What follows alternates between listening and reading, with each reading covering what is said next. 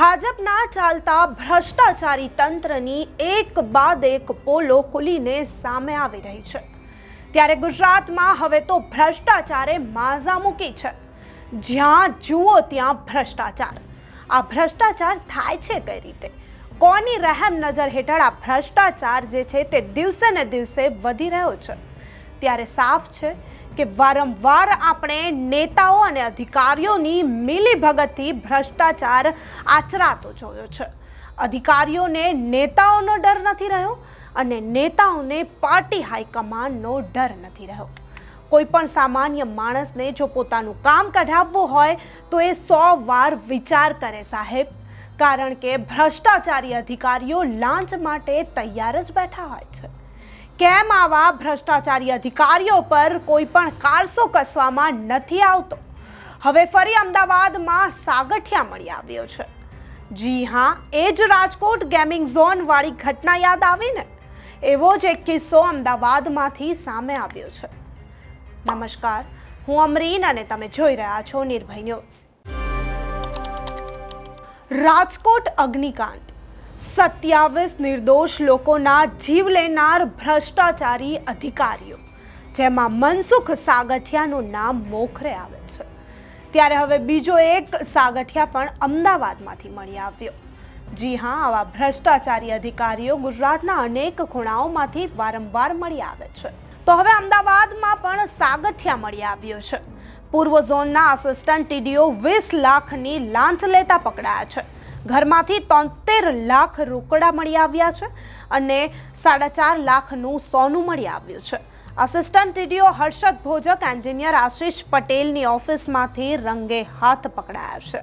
ત્યારે પૂર્વ ઝોનના આસિસ્ટન્ટ ટીડીઓ હર્ષદ ભોજક અને સરકારી એપ્રુવલ એન્જિનિયર આશીષ પટેલ ₹20 લાખની લાંચ લેતા ઝડપાયા છે। ગોમતીપુરની એક જમીન માટે ટ્રાન્સફર ડેવલપમેન્ટ રાઇટ ટીડીઆર સર્ટિફિકેટ આપવા 50 લાખની લાંચ માંગી હતી અને વાટોઘાટો કરી અંતે 20 લાખમાં તેમણે તોડ પાડ્યો।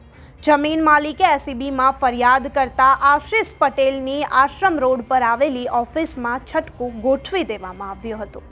ત્યારે એસીબીએ પ્રગતિનગર ખાતે આવેલા હર્ષદ ભોજકના ઘરમાં ત્યાં તપાસ કરતા ત્યાંથી રોકડા 73 લાખ રૂપિયા મળી આવ્યા અને 4.5 લાખની કિંમતનું સોનાનું બિસ્કિટ મળી આવ્યું અને કેટલાક મહત્વના દસ્તાવેજો પણ તેમની ઓફિસમાંથી મળી આવ્યા છે। ત્યારે હાલ તેમની હજુ ચકાસણી ચાલી રહી છે અને ભોજક વિરુદ્ધ આજે હર્ષદ ભોજક છે આસિસ્ટન્ટ ટીડીઓ, તેમના વિરુદ્ધ ગુનો પણ દાખલ થશે। ગોમતીપુરની એક વ્યક્તિએ વિરાટનગર ખાતેની ઓફિસમાં ટીડીઆર માટે અરજી કરી હતી।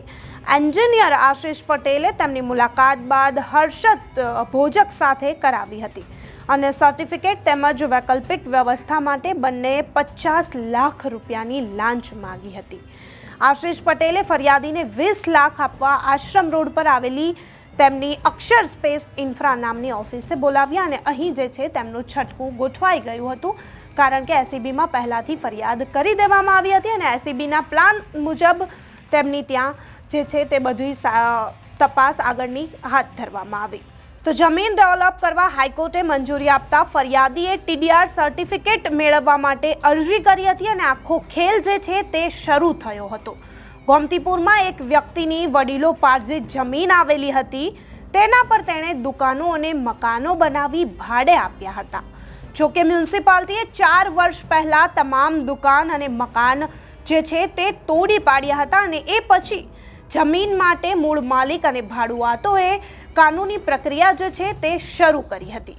હાઈકોર્ટે પણ ડેવલપમેન્ટ માટે મંજૂરી આપી હતી। ફરિયાદીએ વિરાટનગરની ઓફિસમાં ટીડીઆર સર્ટિફિકેટ માટે અરજી કરતા લાંચનો આખો ખેલ જે છે તે શરૂ થયો હતો।